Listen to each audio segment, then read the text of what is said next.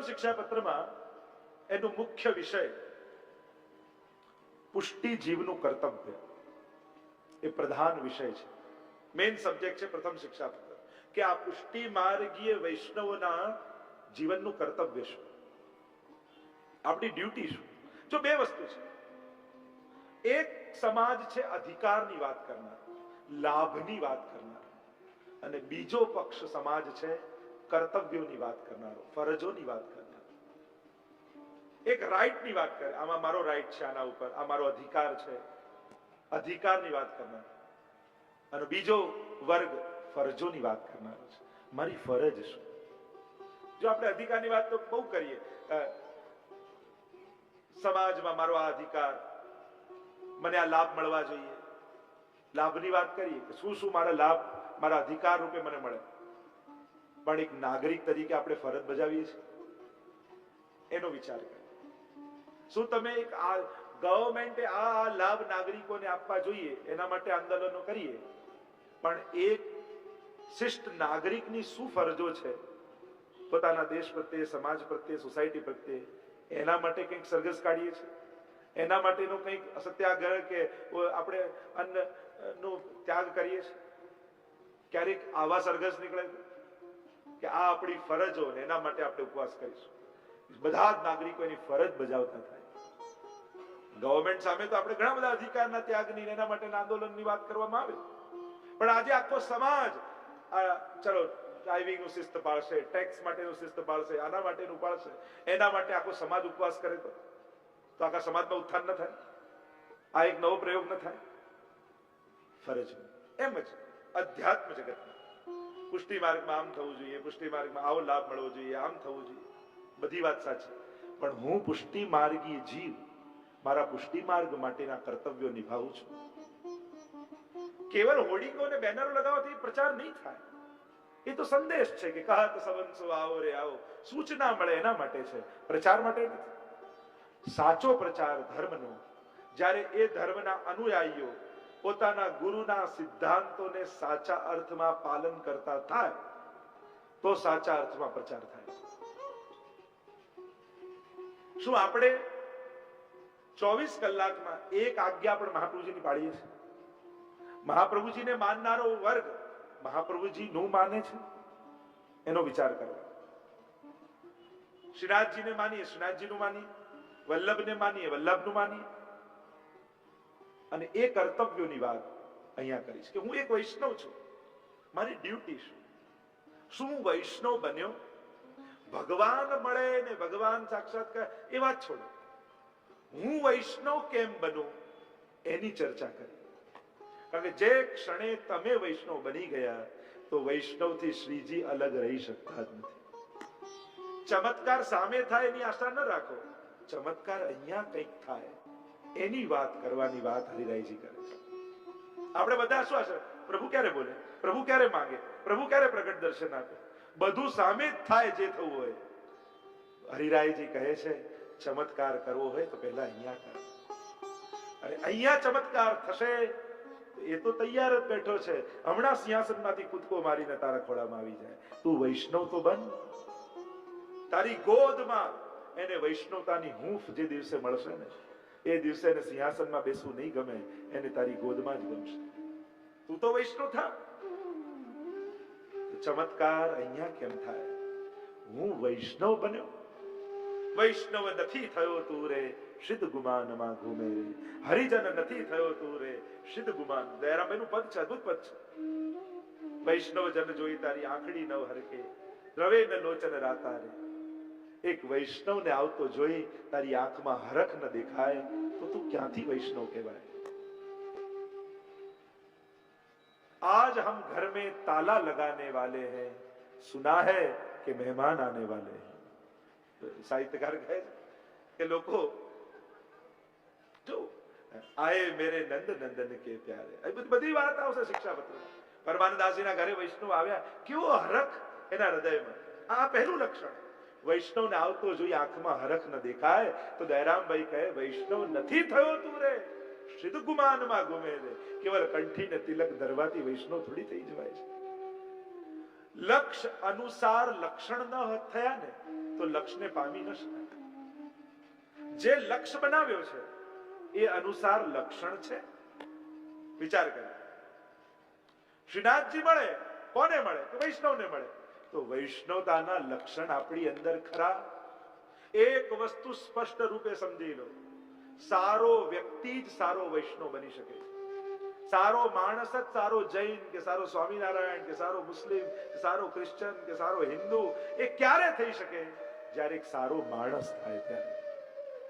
સારો માણસ નથી થયો તો નથી સારો વૈષ્ણવ બની શકવાનો, નથી સારો સ્વામિનારાયણ બની શકવાનો, નથી સારો જૈન બની શકવાનો, નથી સારો બૌદ્ધ બની શકવાનો, નથી સારો હિન્દુ બની શકવાનો. સારો માણસ જ સારો વૈષ્ણવ બની શકે. તો સૌથી પહેલા એક સારા વ્યક્તિ તો બની. એવું કે ને, યોગી ન બનો તો ઉપયોગી તો બનો કમથી કમ. યોગી તો કોઈ તપસ્વી બની શકે, કમથી કમ ઉપયોગી તો બનીને બતાવીએ કોઈ. સારો વ્યક્તિ થાય એ જ સારો વૈષ્ણવ બને. તો એ પુષ્ટિ માર્ગીય વૈષ્ણવના કર્તવ્યોની વાત, 10 કર્તવ્યોની વાત પહેલા શિક્ષાપત્રમાં આવશે. 10 શિક્ષાપત્ર. એક વસ્તુ ચોખવટ કરી દો, 41 બધા શ્લોકો થાય, બધા જ પૂરા થાય એવો આગ્રહ રાખતા નહીં. હા, 41 લઈશ, બધા શિક્ષાપત્રો પૂરા થશે, કે ચૂક જશે નહીં. પણ બધા શ્લોકો લેવા તો સંભવ ના હોય. પણ હા, એ શ્લોકોના સાર, એ શિક્ષાપત્રોના સાર જેમાં જેમાં આવતા હશે એના આપણે દર્શન કરતા હશું. એટલે તમારો એક શ્લોક છૂટશે નહીં, બધા જ સારા છે. 10 કર્તવ્યોની વાત પહેલા શિક્ષાપત્રમાં છે. પહેલું કર્તવ્ય, લૌકિક વૈદિક કર્મોમાં કાપટ્ય ભાવથી કરવાની વાત આવી. બીજું, વાણી વચનનો નિરોધ કરવો. ત્રીજું, સેવા દ્વારા લીલા ભાવના કરવી. ચોથું, અનુસરમાં ભાવ ભાવના કેવી રીતે કરાય. પાંચમું, સેવા કાર્ય એ સર્વોપરી ફળ જાણીને કરવું. ભગવત સેવા એ સાધન નથી, સર્વોપરી ફળ છે. છઠ્ઠું, દેહ મન સગા સંબંધી દ્રવ્યમાં નિષ્ફળતા રાખવી તથા પ્રભુના સુખ માટે તેની રક્ષા કરવી, એની વાત આવશે. સાતમું, વૈષ્ણવે હંમેશા દૈન્ય બનાવીને રાખવું એના જીવનમાં. આઠમું, સદા સત્સંગ કરવો. વૈષ્ણવ સદાય સત્સંગ. મહાપ્રભુજી પણ આજ્ઞા કરે છે, નિવેદનમ તુ સ્મર્તવ્યમ સર્વથા તાદૃશી જનૈ. તાદૃશી જનો સાથે નિવેદનનું સ્મરણ કરવું. બ્રહ્મ સંબંધ સમયે જે પ્રતિજ્ઞા તમે ઠાકોરજી આગળ લીધી છે, કોઈ વૈષ્ણવ મળે ને તો એ પ્રતિજ્ઞાને યાદ કરે, એનું સ્મરણ કરવું. જો પ્રભુ આગળ આપણે રોજ બોલીએ છીએ, આલોક પરલોક દેહ બુદ્ધિ મન ઘર બાર જે કંઈ પણ મેં મારું માન્યું છે, હે પ્રભુ આત્મા સહિત આપને સમર્પણ કરું છું. વૈષ્ણવ સાથે ચર્ચા કરીએ, અરે હજી આપણું તો મારું મારું ને હું આ બધું ગયું નથી, કેમ આપણા જીવનમાં. અને ભગવદી એ જ છે જે તમારું સમર્પણ મજબૂત કરી દે. સાચો ભગવદીનો સંગ એને માનવો કે જેના સંગથી તમારું સમર્પણ મજબૂત બની જાય ને, ભગવાનમાં ભરોસો વધી જાય, ભગવાનમાં વિશ્વાસ વધી જાય, જેના સંગથી એ ભગવદી છે. કારણ કે ભગવદી એ સત્સંગ છે ને તો પાત્ર જેવું છે. જેનો સંગ કરો એવું તમારું હૃદય પાત્ર બની જાય. પછી તમને વિચારો એવા આવવા લાગે. જેનો સંગ કરો ને એવા વિચાર તમારા થઈ જાય. એ પાત્ર છે. થાળીમાં પાણી મૂકો થાળી જેવું થઈ જાય, વાટકામાં લો વાટકા જેવું, લોટામાં લો લોટા જેવું થઈ જાય. એમ સંગ પણ પાત્ર જેવું છે. જે સંગથી ભગવત ચર્ચા કરશો ને એનો જેવો ભાવ છે તમારો એવો થઈ જશે. અને એટલા માટે હરિ ગુરુ વૈષ્ણવ આ ત્રણેયમાં જે અભાવ લાવતો હોય એનો સંગ નહીં કરવો. જે ત્રણેયને પ્રગટ કરીને ન માનતા હોય એનો સંગ નહીં કરવો. વૈષ્ણવ તો પહેલા થઈ ગયા, હવે તો ક્યાં રહ્યા છે એમ કરીને જે વૈષ્ણવમાં અભાવ લાવે ને, હમણાં રહેલા વૈષ્ણવમાં જે અભાવ લાવે એનો સંગ નહીં કરવો. હમણાં રહેલા જે વલ્લભમાં અભાવ લાવે એનો સંગ નહીં કરવો. હમણાં રહેલા સામે રહેલા ઠાકોરજીમાં જે અભાવ લાવે એનો સંગ નહીં કરવો. જે પ્રગટતામાં અભાવ લાવે ને ભૂતકાળની મહત્તા ગાય એનો સંગ નહીં કરવો. ઘણા લોકો એવા હોય, વાતો બહુ સારી કરે, ભગવાન વિશે જ હોય, પણ હમણાં હવે કઈ નથી, બધું હતું એ પહેલા હતું. એવી ભૂતકાળમાં તમને જે લઈ જાય ને કલ્પનાઓની દુનિયામાં, એવાનો સંગ બને તો ઓછો કરજો.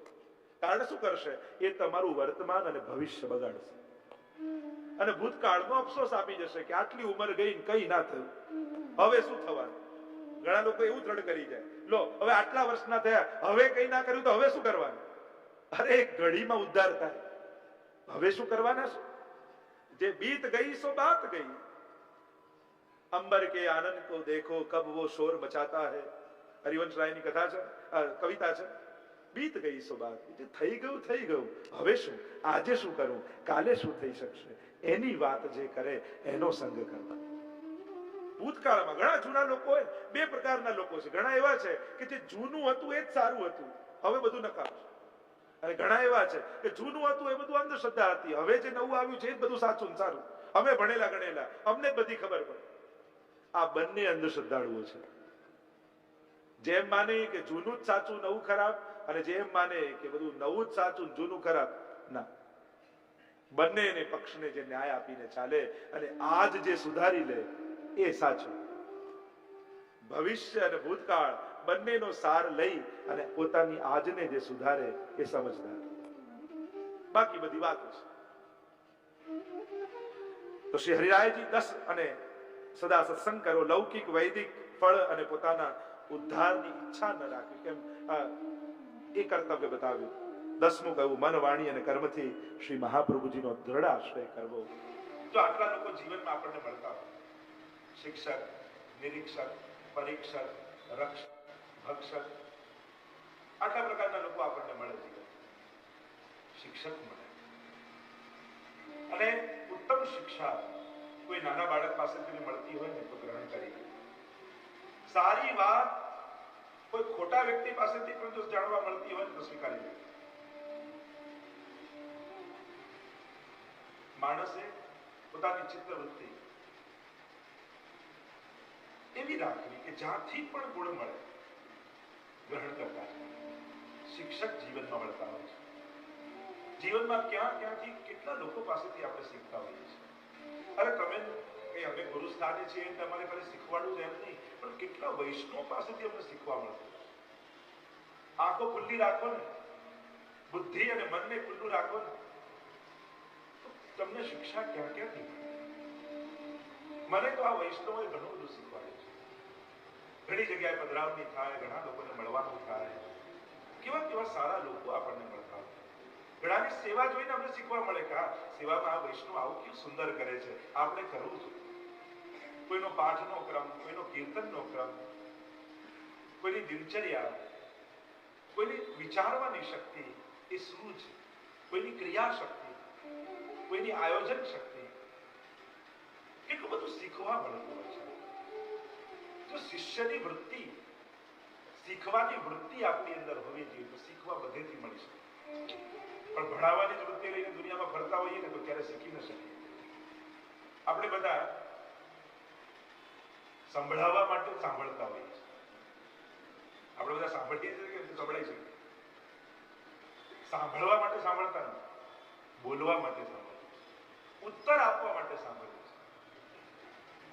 કાન ખુલ્લા રાખો, આંખ ખુલ્લા રાખો. એક વાર હું ટ્રેનમાં જતો, અને ટ્રેનમાં જતો તો મારી સાથે બધા વૈષ્ણવ, અને ટ્રેનમાં ચડ્યા, એમાં જો વૈષ્ણવનો છોકરો મારી સાથે હતો, એનાથી આખો એક જલનો કુંજો સાથે હોય, ઢોળાઈ ગયો છે બાજુમાં એક ટ્રેનમાં સાથે બેઠો તો એની ઉપર આખો જલનો કુંજો એનામાં છે, આખો ભીનો થઈ ગયો. મેં પેલા કીધું હમણાં એ ખીજાશે ભાઈ, એટલા મેં ભાઈ બોલ્યા કે પાણી પડે ને તો માણસ ઠંડો થાય, ગરમ ન થાય. તો મને થયું કે જો ખરાબ પરિસ્થિતિમાં, અને યોગાનો યોગ એ એટલા પરિચિત વૈષ્ણવ નીકળ્યા, મને ખબર હતી કે વૈષ્ણવ છે, અને એના કાયમ એ મને વિનંતી કરે કે જે ક્યારેક શાંતિથી આપની જોડે બેસવું છે. મેં તો હવે 24 કલાક છે, આવો બેસ શાંતિથી બેસ. અને એ દિવસે દાન એકાદશી, પછી તો કીર્તન ગાયા, દાન, પણ પ્રભુ સંજોગો, પણ જેને શીખવું જ હોય એ સમયે મને એમ શીખવા મળ્યું, જો વિપરીત સંજોગોમાં પણ વિચાર સારા હોય તો દરેક પરિસ્થિતિમાં આનંદ માણી શકાય. સંજોગો તો વિપરીત થાય, પણ એને આપણે બદલી શકવાના નથી, પણ એના અર્થઘટન જો સારા કરીએ તો હા, મનને સ્વસ્થ રાખી શકે. શિક્ષક, કેટલાક પરીક્ષક પણ જીવનમાં ઘણા લોકો પરીક્ષા કરનારા, હંમેશા તમને ચકાસતા જ રહેતા હોય, તપાસતા જ રહેતા. ઘણા નિરીક્ષક મળે જે તમારું મૂલ્યાંકન જ કરતા હોય, ઘણા રક્ષક મળે, હંમેશા આપણને સાચવતા હોય. ઘણા ભક્ષક જેવા હોય, હંમેશા આપણને ફાડવાની વૃત્તિ કરતા હોય. તો વિવિધતા સંસારમાં છે જ. બધા જ એક સરખા વૃત્તિ વાળા થઈ જાય એ સંભવ નથી. આ વિવિધતા ભગવાન દ્વારા સર્જિત છે. દરેક વ્યક્તિ જોડે આપણું આચરણ, આપણો વ્યવહાર કેવો હોય એ આપણી સમજ છે. તો શ્રી હરિરાય મહાપ્રભુજીનું શિક્ષાપત્ર છે, શિક્ષાપત્ર છે.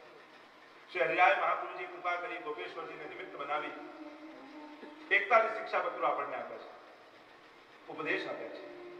શ્રી હરિરાય મહાપ્રભુજી પ્રથમ શિક્ષાપત્રનો પ્રારંભ કરે છે અને 24 શ્લોકમાં પ્રથમ શિક્ષાપત્ર આપણને લખી રહ્યા છે. આ પહેલો પત્ર હરિરાયજી આપણને લખ્યો છે અને પ્રારંભ જ થયો સદા શબ્દ.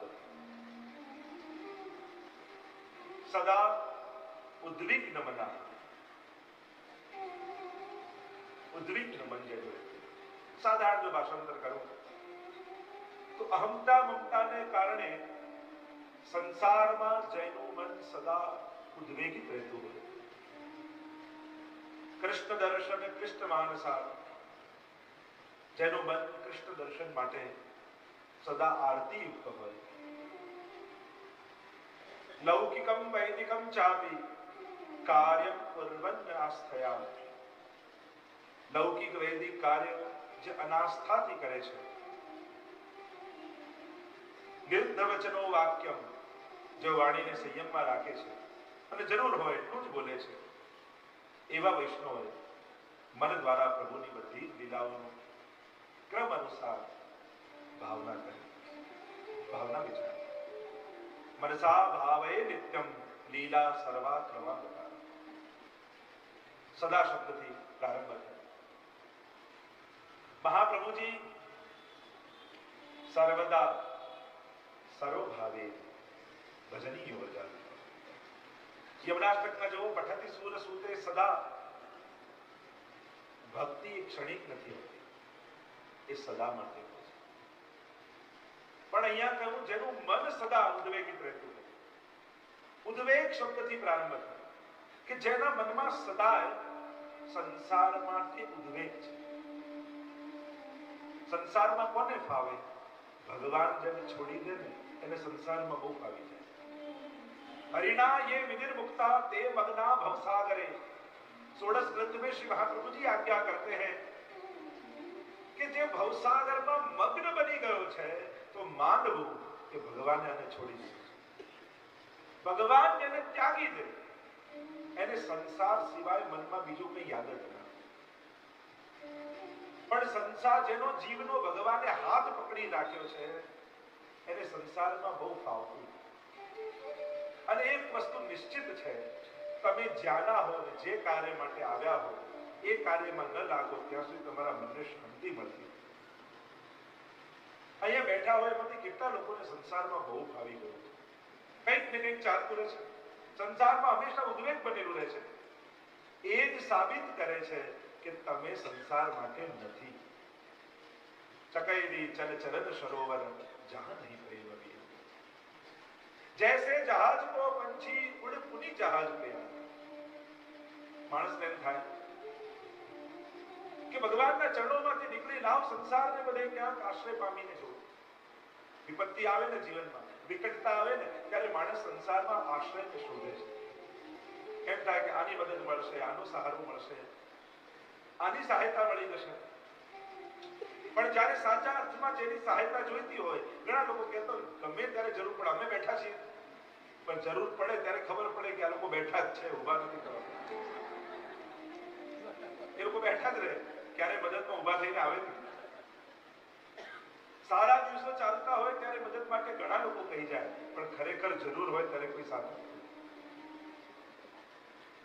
એટલે માણસ સહારો ગોતે. ભગવતીઓ કહે જૈસે જહાજ કો પંછી ઉડ પુન જહાજ પે આવે. જેમ જહાજમાં કોઈ જહાજ નીકળ્યું હોય દરિયા પાર કરવા માટે, એમાં પક્ષી બેઠું રહેવું હોય અને મધ દરિયે આવી જાય ત્યારે પક્ષી થાય લાવડો ઉડીને હું કોઈ ક્યાંક બીજે જઈને બેસું. અને પાકો ફેલાવીને ઉડવા જાય, બધે જ પાણી દેખાય, ક્યાંય આશ્રય લેવાનું સ્થાન ન મળે એટલે ઉડતો ઉડતો પાછો જહાજમાં આવી જાય છે. એમાં વૈષ્ણવ પણ ઠાકોરજીના ચરણારવિંદ છોડીને ઉડવાની કોશિશ તો કરે, આશ્રય ગોતવાનો પ્રયાસ કરે, પણ જ્યાં જ્યાં જાય ત્યાં ક્યાંય આશ્રય ન મળે એટલે પાછો ઉડતો ઉડતો ઠાકોરજીના ચરણમાં આવી જાય છે. મનજી મુસાફર રે ચાલો રે નિજ દેશ ભણી, મુલક ઘણા જોયા રે મુસાફરી થઈ છે ઘણી. તારાભાઈ પણ કહે છે નિજ દેશ ભણી. સંસારની વિપરીતતા, સંસારના નીરસતાનું જ્ઞાન કરાવે. પરિસ્થિતિ જ્યારે વિપરીતતા થાય ને ત્યારે સમજાય કે આમાં કોઈ સાર નથી. સગવડતાઓ સાર લગાવે, સગવડતા મળે ને સંસારમાં, અનુકૂળતા મળે એટલે એમ લાગે કે ના ના સંસાર તો બહુ સારો. પણ જ્યારે વિપરીતતા આવે ત્યારે સમજાય કે આ બધા કહેનારા જ છે, કેવલ બોલે છે પણ સાચા સમય કોઈ મદદમાં આવતું નથી, કોઈ સાથ આપતું નથી. इस बस्ती में हमारे आंसुओं को कौन पहुंचेगा, यहाँ जिसको देखो उसका दामन भीगा लगता है. અહીંયા કોની આગળ આંસુ લૂછવા જશો? બધા રડી રહ્યા છે અને દુઃખ કહેશો, અને દુઃખ કહીને દુનિયામાં દુઃખી વ્યક્તિઓનો વધારો જ આપણે કરીએ. તમે કોઈની આગળ પોતાનું દુઃખ કહો એટલે પેલો શું કહે, ઓહો તમારું દુઃખ સાંભળીને મને બહુ દુઃખ થયું, એટલે એક દુઃખી વધ્યો ને દુનિયામાં. દુઃખ કહીને દુઃખીને વધારીએ જ છે આપણે. ભગવત પ્રેમ થઈ જાય. ઘણી વાર કોઈ કન્યા હોય એ 12માંથી કોલેજમાં ગઈ હોય અને કોલેજમાં પહેલો દિવસ હોય એટલે બધી બેનપણીઓને ભેગી કરે, મમ્મી પપ્પાને કે તમે મૂકવા આવો, મારી સાથે આવો, પહેલો દિવસ છે કોલેજનો, બીક હોય મનમાં થઈ, બધાને ભેગા કરીને લઈ જાય કોલેજ. પણ એક વર્ષ થઈ જાય એને કોઈની સાથે પ્રેમ થઈ જાય, અને પ્રેમ થઈ જાય એટલે આજે બેનપણીઓ ના આવે તો સારું, આજે પપ્પા મૂકવા ના આવે તો સારું, આજે મમ્મી ના આવે તો સારું. જે સુરક્ષા લાગતી હતી એનો જ હવે ભય લાગવા માંડે, એનો જ હવે બંધન લાગવા માંડે કે આ બધા ના આવે તો સારું.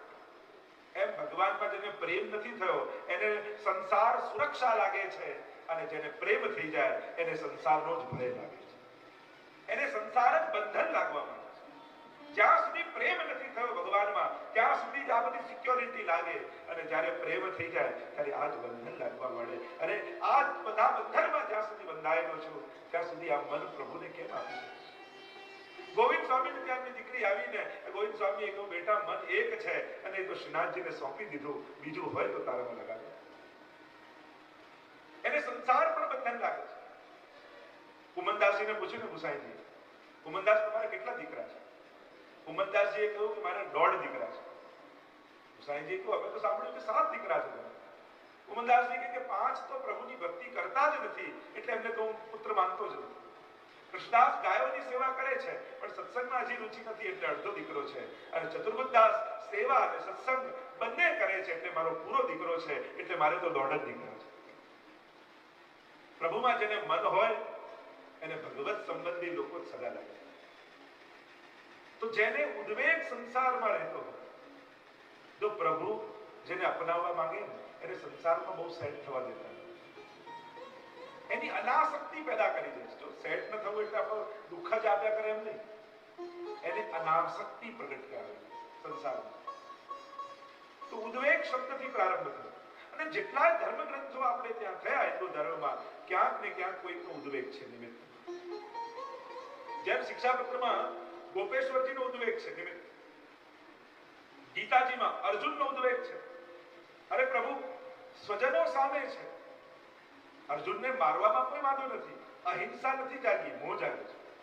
જો બીજા કોઈ અજાણ્યા લોકો હોત તો હમણાં મારવામાં તૈયાર હતો અર્જુન, પણ સ્વજનો સામે ઉભા છે, ભલે પાપના પક્ષે ઉભા છે પણ સ્વજનો છે એટલે નથી મારતા. ભગવાનને વાંધો ત્યાં છે. જો અહિંસા જાગી હોત અર્જુનને તો ભગવાન કે ચાલ યુદ્ધ નથી લડવું, આપણે બંને ઘરે જતા છે. પણ અહિંસા નથી, મોહ છે, અને ભગવાનને ત્યાં વાંધો છે. અર્જુનનો ઉદ્વેગ છે. ભાગવતજીની રચનામાં જુઓ તો વ્યાસજીનો ઉદ્વેગ છે. આટલા 17 પુરાણો રચ્યા પણ હજી મનમાં આનંદ જાગતો નથી, અને ત્યાં નારદજી પધાર્યા અને ભાગવતજીનો ઉપદેશ કરીને કહ્યું તમારું પ્રાગટ્ય જ ભાગવતજીને પ્રગટાવવા માટે છે, ભાગવતજીની રચના કરો. ત્યાં વ્યાસજીનો ઉલ્લેખ છે.